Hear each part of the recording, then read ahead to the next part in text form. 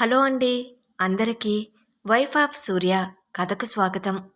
ఈ కథను పూర్తిగా వినిన తర్వాత మీకు నచ్చినట్లయితే తప్పకుండా లైక్ చేయండి. అదేవిధంగా ప్లీజ్ దయచేసి సబ్స్క్రైబ్ చేసుకుని ఎంకరేజ్ చేయవలసిందిగా మనస్ఫూర్తిగా కోరుకుంటున్నానండి. మరిక ఆలస్యం చేయకుండా కథలోకి వెళ్దాం. ఒకరోజు మధ్యాహ్నం భోజనం సమయంలో చందు నిశ్శబ్దంగా సూర్యకు భోజనంను వడ్డిస్తుంది. సూర్య కూర్చుని ప్లేట్లోని భోజనంను తింటూ అప్పుడప్పుడు చందు వైపు చూస్తూ ఉంటాడు. ఏంటి చందు, నీ ఆటలు? ఈ మధ్య పోలీస్ స్టేషన్ చుట్టూ కూడా తిరుగుతున్నావు. నీకంత ధైర్యం ఎక్కడి నుండి వచ్చింది? నేను చెప్పినట్టు నువ్వు నా చెప్పు చేతలలో ఉండేదానివి కదా అంటాడు. చందు అలానే నిలుచుని సూర్య కళ్ళల్లోకి సూటిగా చూస్తుంది. ఆమెలో ఎటువంటి భయం ఉండదు. కేవలం నిశ్చలమైన కోపం మాత్రమే కనిపిస్తుంది. నా జీవితం నా ఇష్టం. నేను ఎక్కడికైనా వెళ్తాను, ఎవరితో అయినా మాట్లాడతాను. మీతో దేనికి చెప్పటం? అయినా మీలాంటి వాళ్ళ చెప్పు చేతలలో ఉండటానికి నేను ఎప్పుడో స్వస్తి చెప్పాను అంటుంది. సూర్య నవ్వుతూ వెటకారంగా, అంత మాట అంటావా? గుర్తుపెట్టుకో చందు, నువ్వు ఏం చేసినా నా నుండి తప్పించుకోలేవు. నీ పరువు తీయటానికి నాకు ఒక్క నిమిషం కూడా పట్టదు. పైగా నువ్వు ఒంటరిదానివి కూడా కాదు. నీతో పాటుగా 2 పిల్లలు కూడా ఉన్నారు. నువ్వు వాళ్లను గురించి ఆలోచించుకుని మాట్లాడు అంటాడు. సూర్య పిల్లలను అడ్డుపెట్టుకుని బ్లాక్మెయిల్ చేయడానికి ప్రయత్నిస్తున్నాడు అన్న ఆలోచన రాగానే చందు గుండె ఒక్క క్షణం ఆగినంత పనవుతుంది. తన పిల్లల గురించి ఆలోచిస్తూ ఆమె భయపడుతుంది.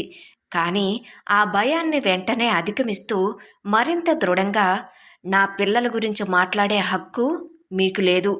మీరు ఒక తండ్రిగా విఫలమయ్యారు.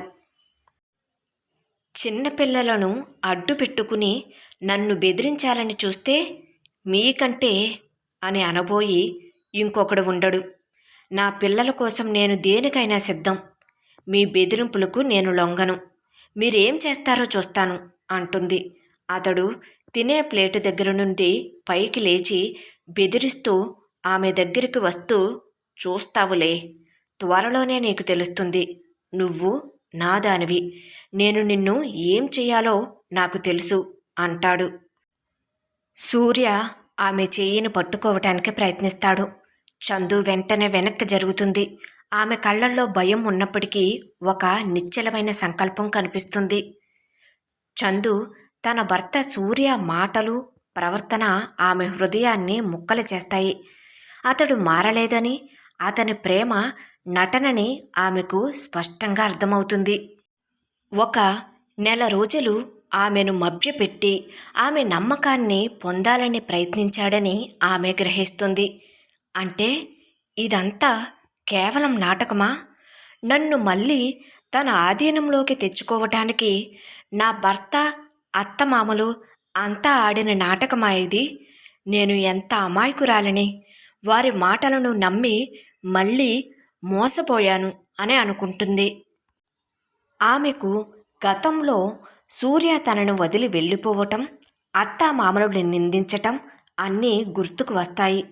ఇప్పుడు వాళ్ళు ప్రేమగా నటించటం కూడా కుట్రలో భాగమే అని అనుకుంటూ నా నమ్మకం పూర్తిగా వమ్మయ్యింది. నేను ఎందుకు వీరిని నమ్మాను? వీళ్ళు ఎప్పుడూ మారరు. నేను ఎంత గుడ్డిగా వీళ్లను నమ్మాను? వారి నిజస్వరూపాన్ని నేను ముందే తెలుసుకోవలసింది అని అనుకుంటూ ఆమె కళ్ళల్లో నీళ్లు తిరుగుతాయి. తనను తాను నిస్సహాయంగా భావిస్తుంది. మళ్ళీ అదే బాధ, అదే ఒంటరితనం ఆమెను చుట్టుముడతాయి. నా పిల్లల భవిష్యత్ ఏమవుతుందో? నేను వాళ్లను కూడా ఈ ప్రమాదంలోకి తీసుకురావాలి అనుకుంటున్నానా? లేదు, అలా జరగటానికి వీల్లేదు. ముందు నేను ఈ విషవలయం నుండి బయటపడాలి అని ఆలోచిస్తుంది చందు. వైఫ్ ఆఫ్ సూర్య కథ కొనసాగుతుంది.